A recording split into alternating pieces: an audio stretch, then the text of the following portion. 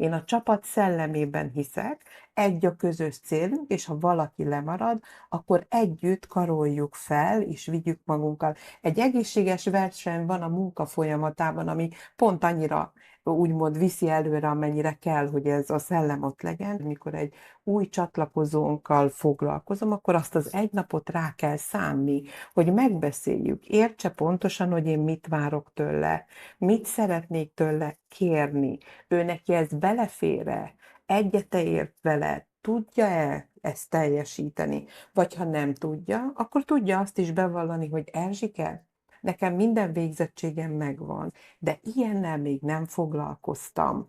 Segíts nekem, hogy csatlakozzak hozzátok, és én ezt meg fogom tanulni. Mert hogy én úgy gondolom, hogy arra is meg kell tanítanunk a másikat, vagy jelezni neki, hogy az nem feltétlenül probléma, hogyha te nem tudod. Ha van benne hajlandóság, akkor azt mondom, hogy meg tudom tanítani.